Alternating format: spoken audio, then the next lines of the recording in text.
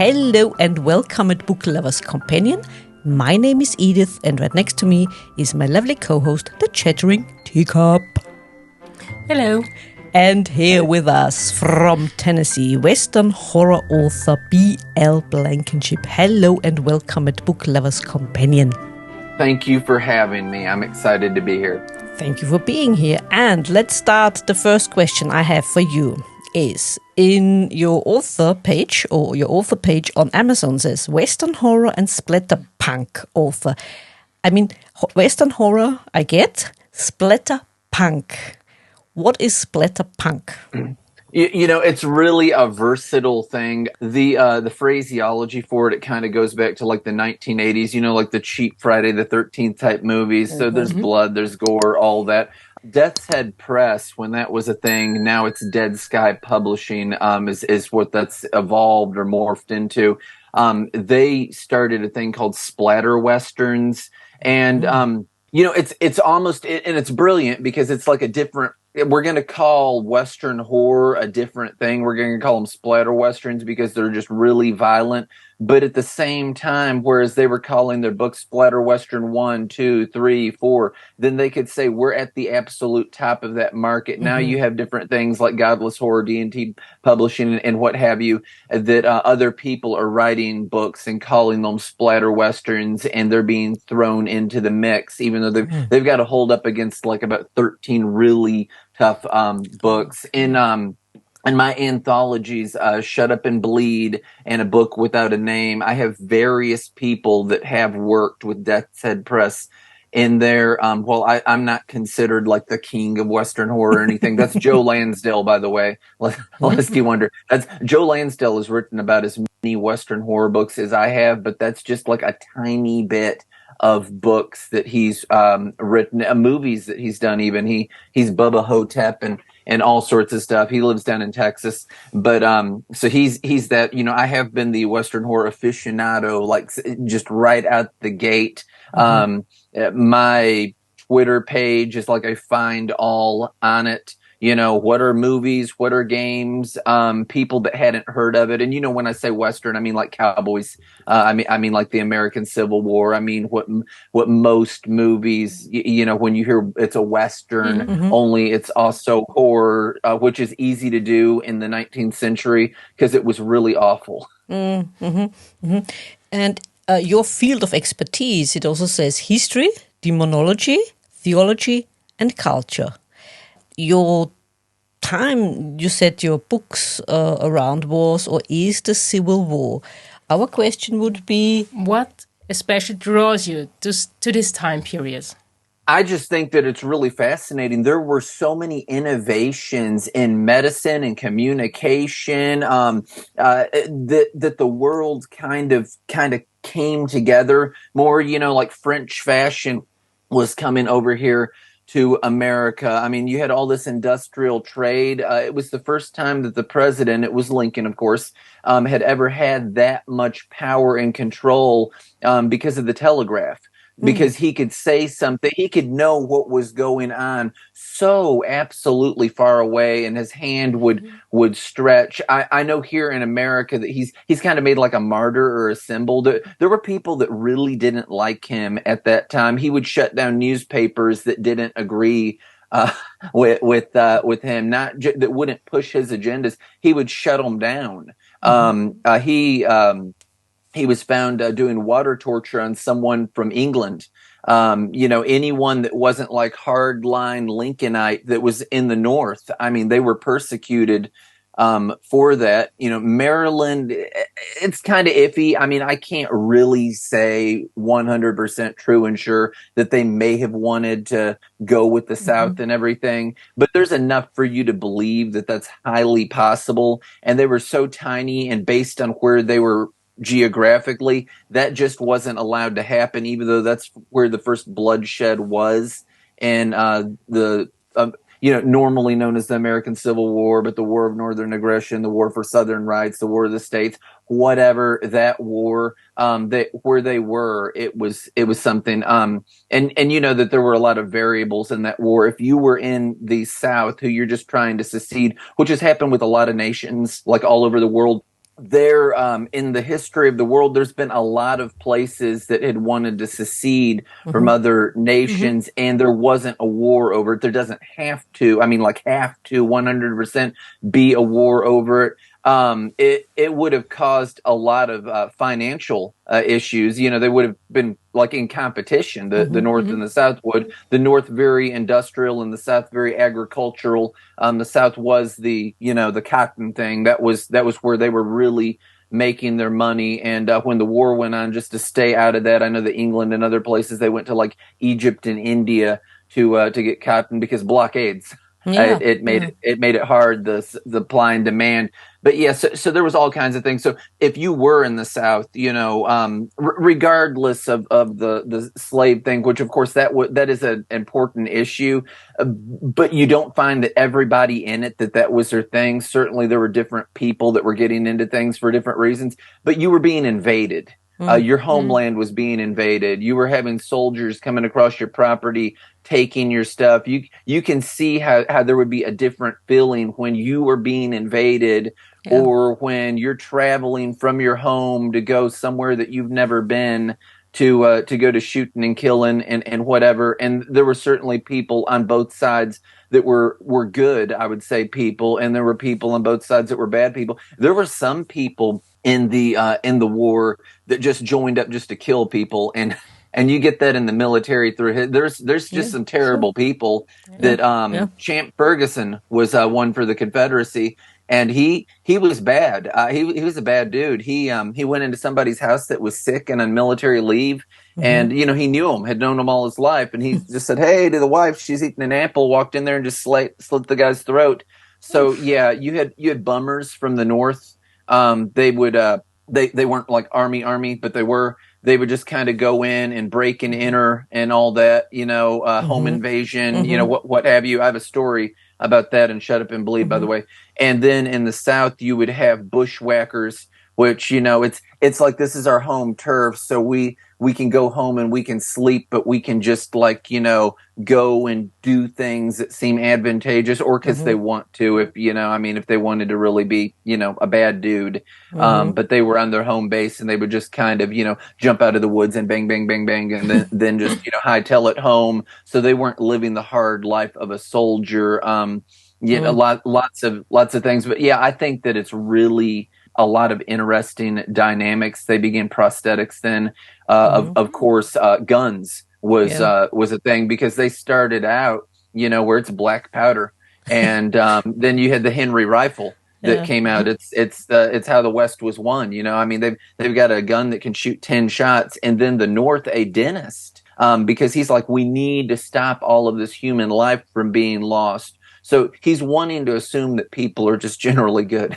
And he makes the Gatling gun. His last name was Gatlin. And the North doesn't just go to recalling troops. It's just like whatever. They just go to killing more people. There were a few places where those wound up that were land battles, but mostly they were on like naval vessels. But there were a few places where, they're cranking that gun. So you've got somebody there, just picture, they can fire 1 to 2 shots a minute. They got the black powder and they're doing all that. And then you've got somebody that's just that is horror. Yeah. It absolutely. It seems a bit unfair. Yeah, absolutely. I mean, war is oftentimes an innovator, so to speak. I mean, come to think of World War I as well. Innovation shortly before and during the war changed the whole war completely. I mean, on an industrial level. Yeah, but I also think for medicine, because there's a lot they have to do, and they develop new ways. I think to cope.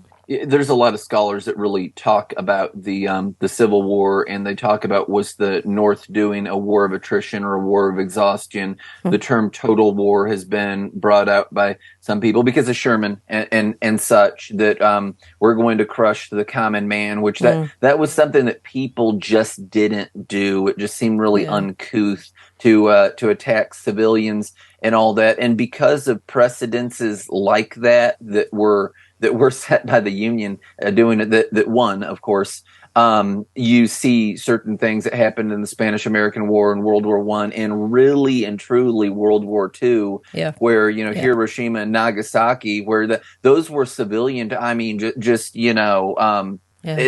it's awful, and and of course the American or winning side type things. Well, we won. It saved our lives, but I mean, you're killing women and children, and I mean, and it's just like, it's not military targets. It's blowing up whole cities. Somebody's there doing the laundry or going to church or whatever, minding their own business, crossing the street. But Atlanta, a lot of places were that way, but it's totally easy to write because of that. And then you have all these innovations, and where I study history a lot. I tie things like that into it because I feel like it makes it more tethered. It seems less fictional, even though the stories are fictional. God Walks the Dark Hills is certainly the central canon, I guess, of my whole like Western horror universe. So you have this character Chike Van Cole who later receives the name Reginald Beauregard Valencia. There's a lot of complications with that, but I mean he becomes kind of like a killing machine kind of Batman, but he's swaying between good and evil, and I don't want to give too much away there. I will say that he gets nicknamed the Shadow Man by kids, and he's had a lot of things happen to him, and he's been bent and warped and shaped into something. But there's a lot of cool characters. His son, who fights with a Kasurigama, he pops up in book 4. That's a Japanese weapon. It's a sickle with a chain on it. That's it sounds really samurai-esque. Yeah.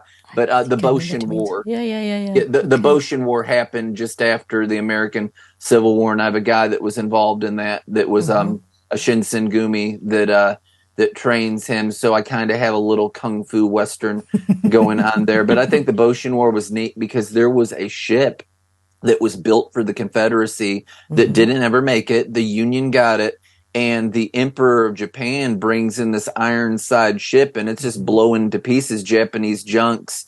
That war was a little bit different. There's a commonality between that and the war that happened here in America, only because you kind of have sovereign states, but it's under warlords in Japan, and you have an emperor that wants to unite them together. Beyond that, there were different things with it, but he wanted to bring it all together, which is the same thing that Lincoln wanted to do in America. Japan was really, really far behind because they kind of wanted to be like an island, off to themselves. And, war, like you said, it does force innovation. And that's why all of these other things existed, in America and in England and different, because, it's going to war with each other, and Japan's just kind of off there in a corner by itself. And they didn't have to go to do that because nobody's like really firing, machine guns at them or whatever. Yeah, true. Yeah. And sorry, Teacup, go on. Yeah, this time period seems horrific by itself. Yeah. So setting horror stories there, does it make it more difficult because you have to make it worse, or is it easy because it's already so horrific? I think that it creates an ease to the environment. So people that don't write a lot of times don't get this. I guess they think that Stephen King dresses up like a clown and hides out in the sewer. but you imagine things like that. So say I was writing something in this time period, which I totally could. I'm not trapped in a box. It would be a lot harder to do the things that could be done. I'm talking like serial murder, spree killing, whatever, that could be done in that time period now, because there's cameras everywhere.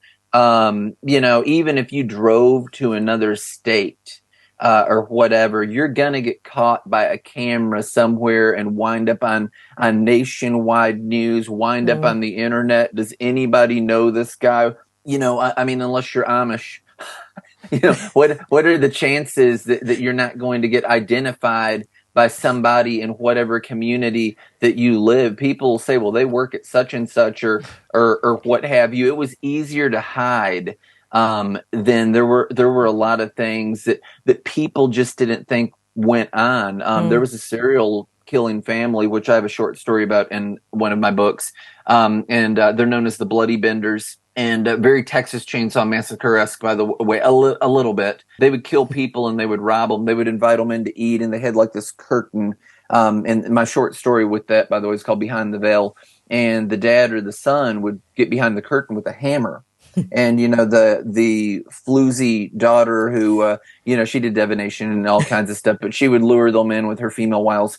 And they would come in and, and she's kind of entertaining / distracting them. And they would clunked in the head with a hammer. And then the other person would like cut their throat, whoever. And there was a trap door by where they were sitting, and they would just rob them. And it worked out well until they got somebody that was related by Sergeant York. If it's someone that nobody's going to go to looking for, they were better off. But they got a somebody because he was related to a somebody that made it a big deal, and that shut that thing down. But that was in Kansas. That was in Cherrydale, Kansas, and that was just down the road from where Laura Ingalls Wilder. And Little House on the Prairie. Yeah. That's where that was. There's a book on Audible called Slaughterhouse on the Prairie, and it's about that. But yeah. Yeah, it happens. It happens. Yeah, absolutely. I mean, my question would also be, history is your field of expertise, but are you also a research nerd? Oh, I love it. I absolutely love it.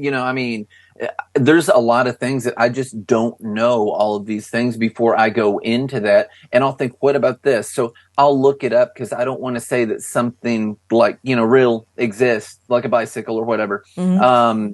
If it didn't exist then and there in that time, and not all of my books have been Western horror per se. Mm-hmm. So I wrote a book, and this was like a controversial thing. I've got a revision out now. So all of the ones that people bought, which the most people that bought any of these online are from France. God bless you if you're watching. But Josie Wells Rides Again, because somebody said that Josie Wells was public domain and he's not. Now, fortunately, I did not get sued. I lost money on it. So I write this book having read, this is public domain. It's not cease and desist, take these offline. Within 30 days, I published for Ingram Spark. Within 30 days, as fast as it could possibly be done, I was ahead of the ball. It got pulled. I now have a new book. It's a revision of that. I changed the guy's name, and I changed some of the things written in the front end on the back cover. It's Jody Walls Rides Again. It's all under so it sounds kind of the same, but it's different, so I won't get sued. But no, I wrote that to honor the character, and then I'm told, well, you can't do that. Well, you can't if it's not public domain, so it's okay. So I went ahead and I did that. So hopefully those still sell. A lot of people really like them. That is a traditional Western. It's actually a late Western and coming of age. Very PG, by the way. If it was like a film in the 80s, it would have been G. Like Old Yeller, where the kid has to kill the dog, and that's okay to take the whole family.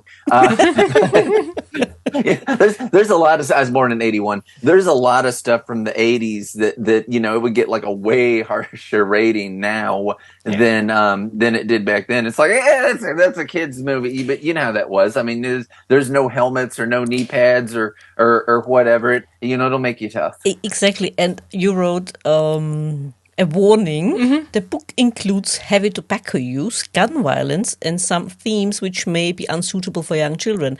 Yeah, well, heavy tobacco use. I mean, you said you were born in 81. Youngster that you are. I just feel like I have to say that just so it's said that it's in there. Yeah, it's like whatever, but no. There's a lot of smoking.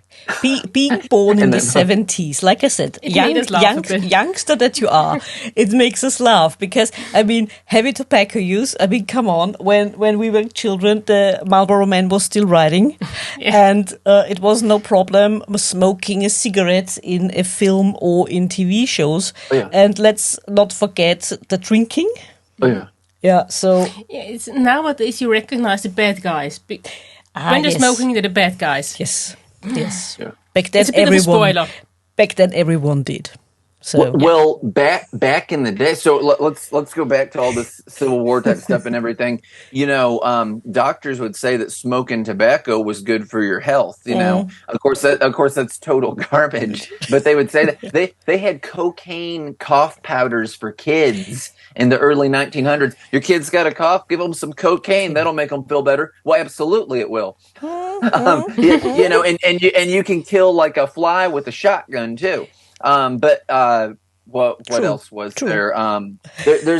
There's a lot of stuff that was out there heavy. I'm trying to think. It's on the top of my head. Painkiller. What's the name of it? Puh. Major painkiller. Addictive. Major painkiller. It's an opiate. It was made from opium. Puh. Good question. Maybe.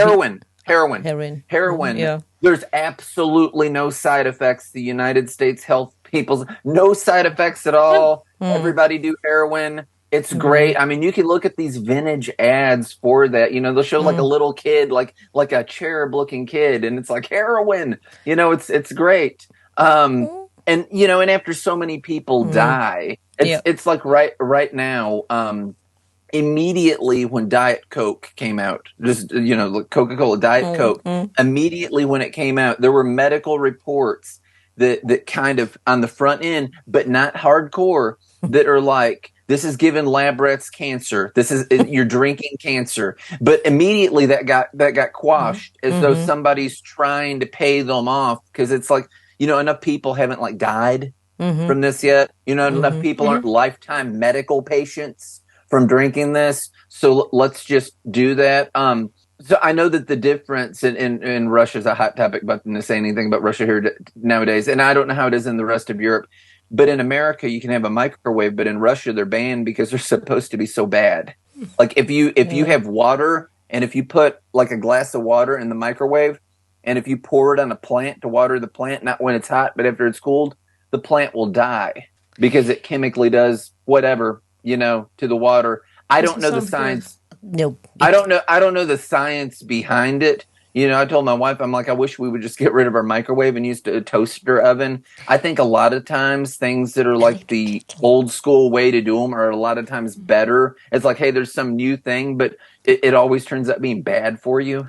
And now that you mention microwaving water, I mean, since you are called teacup and you drink a lot of tea, I always get flabbergasted when I see, don't get me wrong, Americans putting their mugs into the microwave for the tea.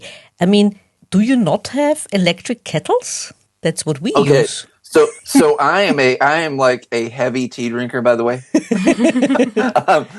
So anyway, what I do when I make tea is I will boil water on the stove in the kettle. It actually goes through a water purifier. Because we have city water, and they'll have the fluoride in the water, which ironically is what Adolf Hitler wanted to do, because it's used in like what is it, the neuro? It's bad. I'm not a fan of fluoride in the water.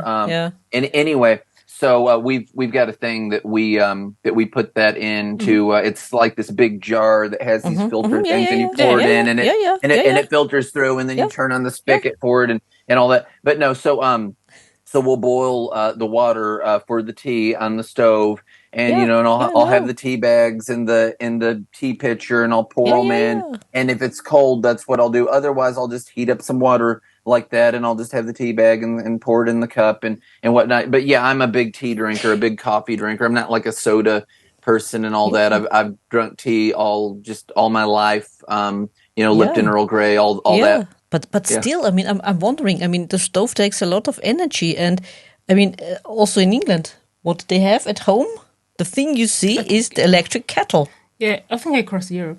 Yeah, all across Europe actually, because you wouldn't put it on the stove, because, like I said, it's too energy intensive, and it's faster. And it's also faster. So we use the electric kettle for getting water hot all the time. I mean. That's really neat. That it's probably an American thing, honestly. So I have this friend that is he lives in India, And he actually has like this ministerial school and all that. Super sweet person. From the moment he gets up to the moment he goes to bed, he's helping these kids and going grocery shopping and all this stuff. Well, so he comes over and he's staying at our house, and it was cool because I got like some legit Indian food. And he was over here and he was telling me about how the cars are in India. You know, it's all kilometers and not miles per hour. And he's like, "How fast are you going now?" And, you know, in my car, it says on the speedometer, like the conversion, what it is. And he's like, "You know, well, our cars will only go that fast." Well, I have a Volkswagen Turbo Beetle, a 2013. I love that turbo engine. It makes it smooth, but it also means I have to have the expensive gasoline. So, I'm like, "Really?" Because he's like, "Well, what would it do if you went this fast? Would it even hold to the road?" And I looked around, and it was like a straightaway, and there was no police officers there. So I put the gas to the floor, and I kicked it up to 120 miles per hour, which I don't know what that is in kilometers, but fast. And he's like, you know, and I'm like, just calm down.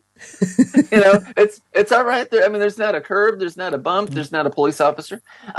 You know, but yeah, he's like, "Well, it sure holds to the road." I'm like, "Yes, it does."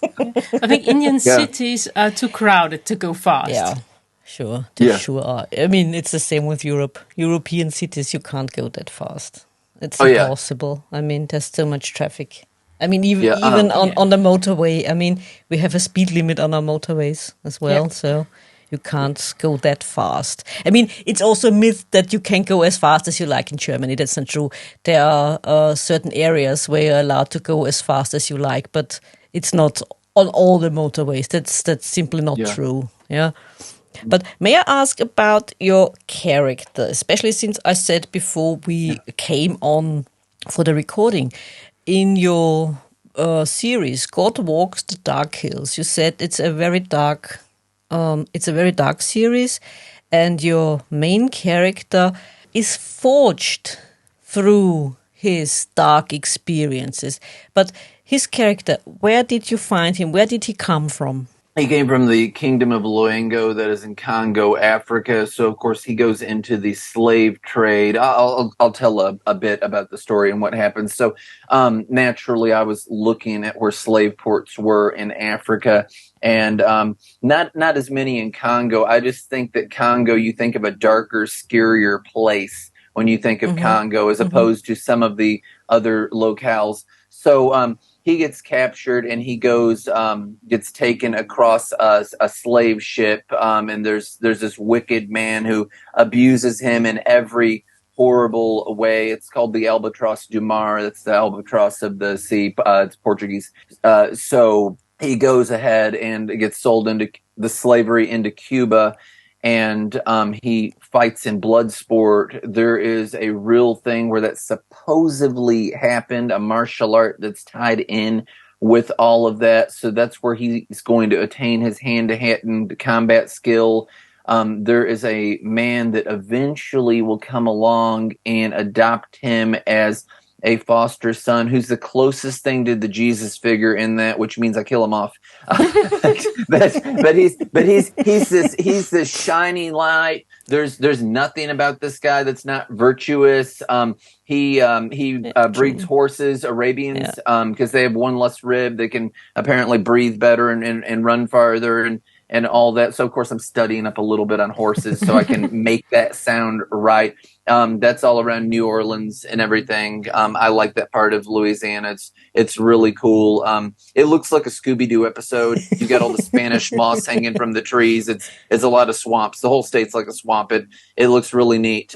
But yeah, so the man dies. He goes to hunting down several people for revenge. You know, it's got this whole like assassin thing going on. People are hunting him. He's having to kill them. Then the American Civil War happens and he sides with the Confederacy because that's where his roots are. And that was a lot of it too. This is the state where I was born. You know, Virginia was a thing long before the United States was a thing. And you'll have people that are like, my family has been in Virginia this long. So they felt a loyalty to that. And that was a big thing that was tried to be weeded out after that people wouldn't have as much like state loyalty as they would for the United States. You know, it's like if the United Nations said, no, you cannot be like a German nationalist or a what this nationalist or an Italian or whatever, you know, that well, we are Europe or whatever. You know, that's what it is, that, you know, come together because they had people saying, I'm going to side with Virginia. Mm-hmm. I'm going to side with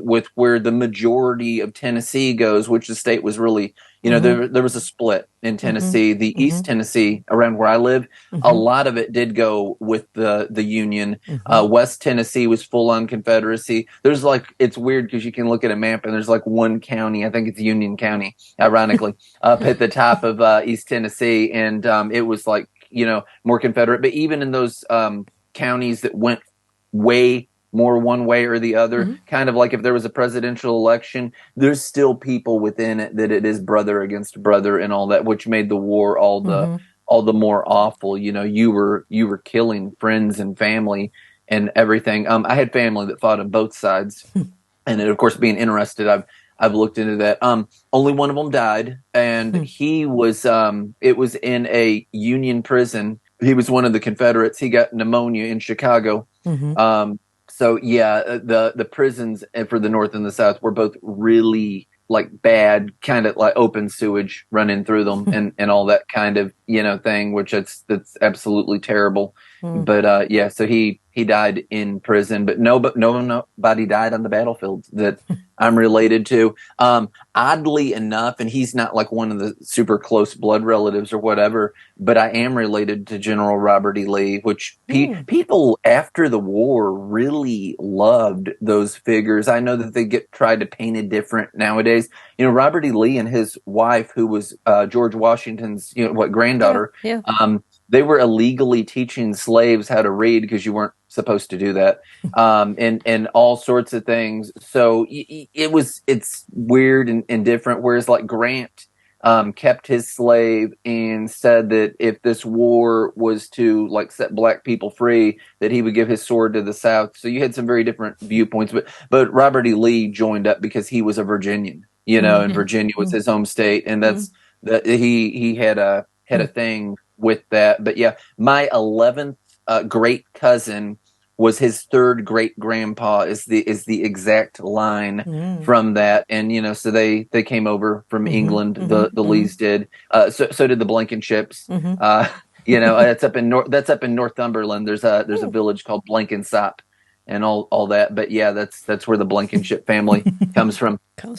And I mean, your character, you said, and it's developed in your book, how he endures a lot of darkness, and this darkness forges him, and he struggles with what he does and why he does it, because he's also, in his heart of hearts, he tries to be a believer, a good Christian. Yeah, he starts that way. Yeah, and I get the impression he always struggles with what he does, and yet he wants to be on the good side, to be a good Christian, a faithful. Somewhat during certain books and everything, there's an internal struggle with that. I feel like people overall tend to justify the things that we do, you know, whether it's people have made us this way or whatever. I felt like that was important to put into it about his raising, because during that time period, way before that time period, you know, people from Africa, it wasn't just like they were living under a rock. There were missionaries that had come in and taught Christianity. There were people that had came in and that there were Muslims in Africa. There were Muslims, there were Christians, there were, you know, all this cultural stuff that you want to have some folks act like did not exist, totally existed there. And so when I found out that was a thing in Congo, you know, it's like, well, that would be good that his parents are Christians and I can have him that instilled in him. And then I can turn around and I can have people twisting certain verses in the Bible that certain people that were proponents of slavery completely twisted, and have them saying things that's not, you know, biblically accurate at all. Because how is that? You know, I wrote a short story in my book, Shut Up and Bleed, and it's Or no, not Shut Up and Bleed. I wrote it in a anthology for another guy. It's called Head Blown Extreme Horror Stories, and it's called A Sad Song. And there's a lot of disparaging things that happen to the Native Americans. So I have this Native American woman that she's been raped, left for dead, mutilated, her breast had been cut off to make tobacco pouches out of them. That stuff really happened, by the way. Horrible. Um, and she can hear the echo in her head how some white man has said, God helps those who help themselves, which that's not in the Bible. And that's actually the opposite, completely. But people can hear things that weigh on them, and they still, they still take it as thus saith the Lord, when it's like, that's not in scripture at all. But, they hear things that way. So, I mean, I just think that the cultural part of that's important, how different people looked at stuff. So when I come at it with that, and that he was this way, and then these people are going ahead and they're taking the same Bible that he's been taught, but they're spinning it, in another direction. And it's just like, what in the world? I mean, his world is being messed up and everything. It affects him. And, and in Cuba, he meets this guy that's supposed to be a Christian guy. In fact, I named him Jesus, and I particularly did that because it's spelled the same way as Jesus, and he ain't Jesus at all. Yeah, and there's a lot of people that I will paint like they're a good guy, and it's surprised they're not. Yeah, But it does a lot to him. His faith gets hurt through it, and in God Walks the Dark Hills, there's a character that's more of a redemptive character, that he's at the opposite spectrum of it, and he changes, for the better as far as like Christendom would go. But, some people walk towards one thing, some people walk away, and life changes them. And it's their viewpoint of that. If we went and saw the same movie, you might think it's bad, I might think it's good, whatever. It's the lens that we're looking through that changes it. The same rain pours on us both. But if it makes us stronger, if it destroys us, says more about like what we're founded on than anything else, and how frail or strong that is. Do you think that what happened in the South, since we spoke a lot about the Civil War, makes it a better place for Gothic than the North? I don't know. So let me be real with you. So my family largely are from the South. I was born and raised in Toledo, Ohio. Now, I've lived most of my life living here in East Tennessee since I was 14. So the early mid 90s, born in 81 in Toledo. So, I mean, I've been all up in the North. I've traveled the country driving an 18-wheeler before, as well. So, I mean, I've seen a large part of the country. I mean, maybe if I was going to do something that was kind of Gothic, I would probably do it up in Massachusetts or something, and it would be in the 1700s or what have you, as opposed to the 1800s, because it's more primitive back then. But yeah, there's a ruralness, to the South that the North was more industrial and city like, and and certainly you can have kind of a Gothic, Oliver Twist kind of thing when you've got factories or whatnot. But it's just a different culture and tone and feeling altogether. There's a guy that I know that came down here for some collegiate studies that is from Norway. And he was going down to this particular church that calls herself Christian Nationalist, and that probably sounds some way nuts. They're patriotic and love America and Christians is what they mean by that. But he came down here and he's like, it's really different than Norway and Tennessee. Everybody acts like they've known you their whole life. They wave. It's like, hey, how you doing? It's really neighborly. Up north is not like that at all. It's just not. If somebody goes up to somebody up there, and all that, it's like, whoa, well, I don't know you. And down south, you just assume that you know them. Somebody will call out in the grocery store or whatever. Wave and all that type of thing. So I mean, it's just a culturally different thing, and you have that everywhere. There's a guy that I had met before that he was a missionary in England, and he said, before any American ever thinks about being a missionary to England, they need to live there for about a year and understand how things are done. You know, the American way is almost just to be loud, I guess, just to like scream across the room. And he said, you know, in England, people don't act that way. They'll go up and say, "Excuse me, can I talk to you for a minute?" And it's like more polite. It's you know, and if you're like, "Hey," it's like stupid American. You know, they're like, no, people don't act that way here, and it's that way everywhere. That there's cultural stuff where it's different. You know, if you're acting that way, and you think, well, that's not rude where I come from. It's like, well, it's rude here. Yep.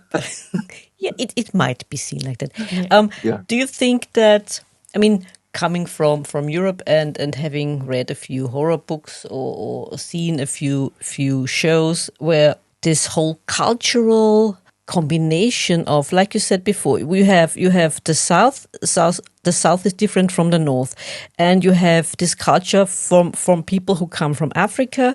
Like you said, New Orleans looks a swamp area where it looks fascinating. We have Louisiana. We have this complete different look at Christianity in the Santeria religion. This makes for interesting stories, interesting plots. Is that also something that, since it doesn't happen, or it didn't happen in the North, that makes it also easier to find your ideas, your plots for horror stories, do you think? I just think that there's a certain I don't know, charm about that time period. And you know, and just in writing Western horror, I'm branching out and doing some more stuff, but I mean that is real heavy as to what I've ever done. I was trying to be consistent with that, you know. So when I have like other books, like Josie Wells, which isn't a horror thing, but it's still the same tone because I have this man that'll wind up in it, and he's a Confederate protagonist type character. He's not even the main character in it. It's very much a coming of age story. A lot of people really like it.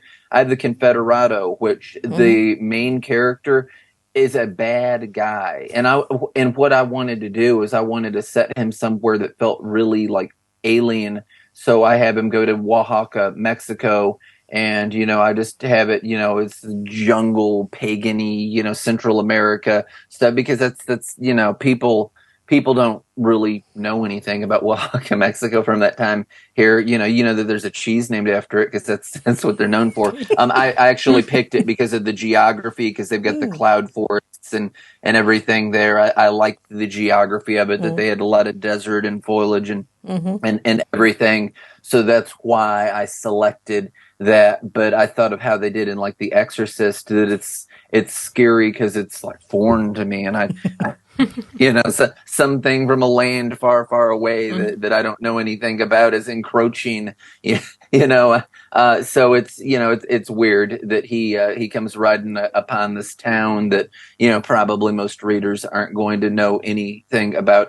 By the way, I sell a good amount of books in Western Europe, and I love that. Mostly it's, you know, most of my sales like online are either in the United States or Western Europe. There's a lot, you know, and then I'll hit like Australia or Canada, you know, here or there. But yeah, Germany, you know, the Netherlands, France, England. I mean, just all around there. Poland. I'll go ahead and get quite a bit of sales. So I really appreciate there's a director that's out there. I can't think of his last name. Martin. He did. I'm gonna have to look it up. I know the name of the movie. It's one of my favorite movies. But he's done a Western horror movie that I really like a lot out there, and we've had some conversations. And I actually mailed him some books to Austria for him to look at if he wanted to convert some short stories into film. Super sweet guy. But yeah, I speak with him online a lot. So is there a big Western revival happening, or was it never that really was gone? Never gone. It's always kind of been a thing. And honestly, as far as like the outlook or whatever of it goes, it's almost been like this nostalgic, like American thing, like the cowboy, you know, he's wild and free, just like America, even if it's not, even if it's propaganda, because you know, all of that isn't like, that's not on the level, but yet it's push. It's a narrative that the cowboy is wild and free, and he's taming the savages and whatever. And that was very much an agenda that that the United States has tried to put. That's just like us, where that's not necessarily how cowboys really were. Like John Wayne or whatever. but no, I mean, there's a certain thing about it. It's neat because they have a thing called red westerns that that Russia would make back in the day. And it was basically like you bunch of cowboy jerks, persecuting American Indians. It was like anti-American propaganda, but at the same time, true. I mean, it's absolutely true. They're living here, and we're going to make a promise, and we're going to break it, and we're going to make another treaty, and then we're going to break it, and then and just we're just going to kill you all and take everything that was your. A lot of that went on. It's horrible, but a lot of that went on. I mean, so that there's truth to that hugely, and there's been more things like that that have been out lately. Maybe I think we are somehow longing for this. Even if it wasn't true, for his freedom and for a simpler life. Maybe that's what speaks to us so much. Yeah. Maybe. In the other anthology, A Book Without a Name, the first short story by you is about a, let's say, not very nice man. It's quite dark, but it's written in the form of a poem. And what I find interesting is, reading a poem, I expect not such a dark story. You expect not such a dark story, my dear. Yeah. I really like poetry, by the way. I really like poetry a lot. But yeah. It's dark stuff. Unusual. It's also unusual. I mean, may I ask you a personal question then? When did your love for horror start? Okay, so when I was like a little boy, my mom would have horror movies on just like all the time. I don't mean like every day, day in or day out, but I mean like frequently. It would be like Thanksgiving, and she would have like a VHS tape where she'd recorded it off television of Alfred Hitchcock's Psycho or The Bad Seed, or I can't begin to tell you how many times I've seen Jaws. The Hitchhiker, Hider in the House, Stranger in the House. When a stranger calls, have you checked on the children? And he's been like hiding under their bed. The psycho has, ma'am, this is the police. The call's coming from your own house. So like all my life, I just think that there's a lot of tension and a lot of things that you can do with horror, that it's not just like stuck in a box, but there's a lot of things that you can do with that. And I think that so many times it's something scarier that you don't necessarily know everything about. So you can kind of change vantage points or perspectives of it. You hear something behind you, but you don't know what it is. That's alarming. It's alarming to feel like you're not in control. And I wonder, since you mentioned it was your mom who put on the films, my mom loves to watch horror movies, and she went to bed when she was watching Silence of the Lambs. I said, why did you not watch till the end? She said, it was boring, there wasn't enough blood. yeah, there you have it. Yeah. Yep. Yeah, and there's different types, and there's different different flavors and everything of that. Yeah, I've got a book without a name pulled up, like the PDF, if you're going through the stories of that. But yeah, there's a whole lot of different things in that, and I had so many wonderful writers come on board for that. But yeah, I've got I have some things that are kind of Easter eggs to my God Walks the Dark Hills thing, like the Lincoln Man, if he shows up in them. There's that. I believe that I have Beneath the Dark Puddle in that one somewhere. No, that might I think that's in another book.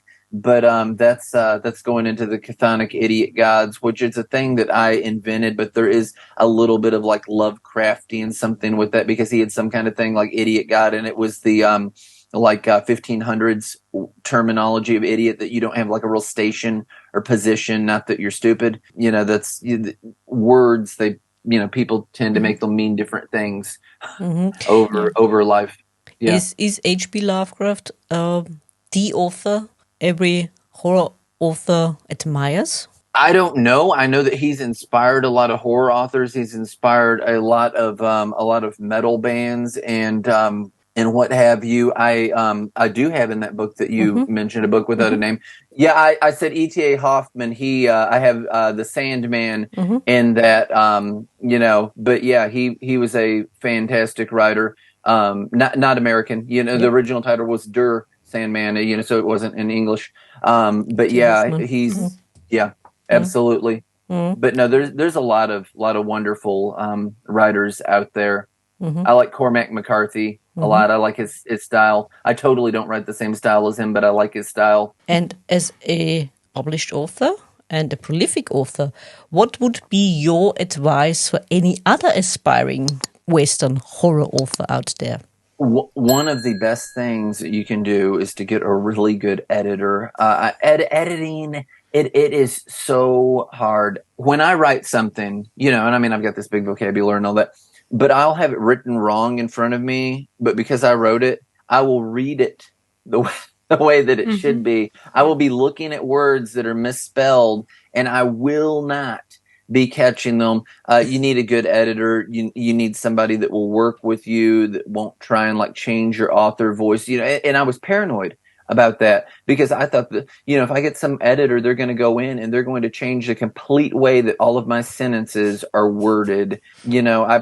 I prefer to say like which instead of that or whatever. And I'm like, is it really that big of a deal? But no, I've got a fantastic editor. She does a great job. Her name's Dagan. And she's outstanding. And a friend, Megan Stockton, she's an author, wonderful author. She introduced me to Dagan, and she was telling me how good of a job she did. And it's hard. I had friends do it before that. It's just like, hey, read this. And it's just like anything, that there's some people that are just better in this area or something. You need somebody that's really with it, that's really meticulous, that sees all of those mistakes and all that, because you don't want the reader when they're looking through that, it's just make it look like I'm literate. I mean, we don't need a lot of mistakes there, but but she's fantastic. And that's a huge deal. With me and with like writing, I've had a big background in music, and there's a lot of like pariahs in music, people that are just there to take advantage of you and take your money, and they're really you're not gonna get as much out of it as you put in. So, I've looked at a lot of things through the musician person's eyes. Also from the music perspective, I feel like touring does a lot. You're showing up at conventions or whatever, and you can sell stuff, especially if you're like a talker, and it's like, hey, somebody's walking by, you're not like, I'm looking for my cell phone. You're not like sitting there on your cell phone or or whatever. You interact with people. You're like, hey, boy, I like that blouse or whatever. Or do you like Western horror books or you're trying to just make a conversation, and if they're just like, hey, that's fine, and and it's just a couple words, and they walk on their way, that's okay. But you want to be engaging because you want them to come to your table, and if they're interested, they're interested, and if they're not, they're not. And that's one part of why I did the warning labels. I don't want people to buy something that they're not happy with. Yeah. I don't want them to think it's something that it's not. But at the same time, warning labels sell to a certain audience. It's like, this is so graphic and this is so violent, and there will be somebody that's like, this is awesome. And they love it. Yeah. But at the same time, there's people that are like, ooh, and I want that reaction from both of those people, because I don't want people to buy something and be like off guard, not knowing what it was before they get it. So, I mean, absolutely, there's things that I write that are suitable for most audiences. Jody Walls, its name change, Rides Again. That's his, like, if you're a fifth grader, you can read that. What I said is it's suitable if you're like a kid that's from the 80s, if you're a little kid, it's like whatever. But yeah, it's not this bloodbath that feels profane or whatever, like through it. I have a science fiction series, and that's because I was a special guest at a science fiction thing, and it's like, well, my stuff's not really science fiction. And I thought, what could I write that would flow with this? And I came up with an ideal that was so bad that it was good. And it is called because the title causes people to buy it. Abraham Lincoln Burns in Hell. So what it's about is it's about John Wilkes Booth traveling interdimensionally to assassinate different tyrannical variants of Abraham Lincoln on alternate worlds. so all accusations of Lincoln being a tyrant, and I take, you know, different stuff from him in real life. Booth will go to another thing, kind of like Doctor Who or whatnot. He'll go to another thing. The objective is easy: kill Lincoln. You know, everywhere he goes. I mean, that's like it's like an awful ideal, but at the same time, it's almost, you know, wah wah wah. You know that he's just going after this guy, killing him, and everything. And for the record, John Wilkes Booth, you know, I mean, he was no saint at all, and everything that he thought and believed. But you know, I thought that would be an interesting thing because I've got all these Confederate protagonists and have him doing that. So there's 3 books out of that. And I mean, I don't know that there'll be any more, but I have it kind of written like it's an ongoing thing, and even touched down on where the other alternate Earths were that he would visit. So in book 1, he goes to a steampunk Earth. In book 2, he goes to, these are all in America. So it's steampunk Boston. And book 2, he is in what I would call a French Revolution Philadelphia. And in book 3, he goes to a solar punk Chicago, which that's really advanced. Solar punk is moving sidewalks, sound weapons, neural disruptors, all that is as futury as it can be. Logan's Run kind of stuff. You know, once you get so old, we're going to grind you up into plant food. It's that kind of yeah, exactly. It's that kind of Earth that he goes into. So it's it looks pretty. You know, it's like a veneer, but it has this dark underbelly. Because everybody's so happy. They've got like music kind of piping out their speaker, like soft music that'll make plants grow and stuff like that. But you know, human life doesn't matter as you know, you're not made in the image and the likeness of God. You're plant food. That's the world that he goes to. For that one. So I mean, it's like everything's so peaceful. Everything's so nice, but it's but how is it really? Yeah, I came here for a reason. But there's a lot of stuff, and I talk about like a lunar punk thing and a dread punk thing and all that. Do you know what dread punk is? Do you know what all these like super niche subgenres are? Not really. No. I mean, steampunk, yes, but steampunk's one of the more popular ones. Dread punk, he writes the 3rd book from the dread punk world, which is basically, if you can think of like the ghouly Victorian England, so you've got Jack the Ripper and the Wolfman and Dracula and all that, like in this English kind of set. That's even though I don't think Dracula was really, it was even in England thing, it was elsewhere.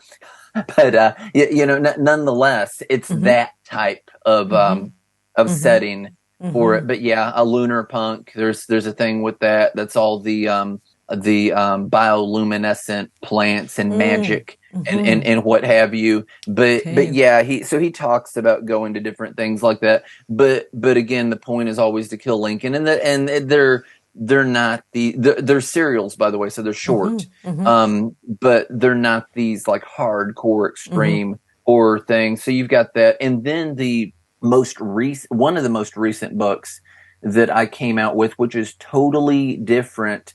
It's sold a few already. It's not like up there's a huge thing. I just wanted to put it out. I wrote like a series years and years ago. It's illustrated. The whole thing is illustrated. It's called Chronicles of the Velveteen Preacher. That's what the whole series is. Okay. The Dark City and World of Sin and Other Woeful Tales. So if you like the poetry stuff, if anybody watching, if you say I absolutely love Dr. Seuss and I absolutely love Tim Burton, you would like it. It is a very unloved ragdoll character that's based on a much younger me. And you know, on the front of it, he's holding a broken heart and he just wants to be loved, and everything goes bad, but it rhymes and it's illustrated and it's in like this very poem. You know, when I say Seuss, you know how it's written, that things are going to rhyme. So one page will rhyme with the other. form. It's not really at a tiny kid like level, per se. It's got a few like bigger words in it. Like I have him riding the city bus, and I call the bus an abomination, and I can say that he can smell the defecation. So yeah, because they rhyme. But it's a very dismal thing like that. So it has 3 pretty well like poem stories in it, like 20, 30 pages, something like that. It seems like I have a foreword and whatnot in it. And if it does well enough, there's a video game that he's going to be in, by the way, too. That's kind of slowly in the works. It's like pinball. But if it does well enough, there's plenty more of those to go around. He lives in a world where it always rains because that's his perception of the world. He's just sad, and it's almost like Eeyore meets Casper the Friendly Ghost meets I don't know what, but it's that type of character. Yeah, he lives in a cold dark house on a cold dark hill where no one loves him nor ever will, and so yeah, that's he's pretty melancholy. But yeah, it's the artwork in this book and maybe in the rest of them, I don't know. It's not per se black and white because it's not. It's more like sepia and antique kind of tones, browns and everything. Anybody that's ever played like the game Bendy and the Ink Machine, it's colored like that. Yeah. So like an old photograph from the 1800s, but yeah. And the bus that he rides on, because I think that they're neat. They don't have them here in America, but it is a double-decker bus because I think they're cool. Okay. Yeah. Fascinating. And what are your other plans for the future, BL? What can your fans look forward to? There's several things. I may have 2 anthologies coming out in 2024. Okay. I'm wanting to finish the God Walks the Dark Hills thing.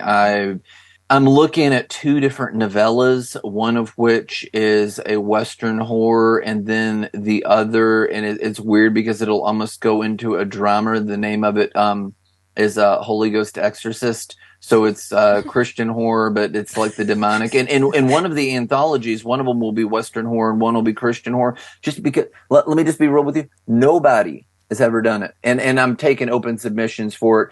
It's called Give 'Em Hell. Because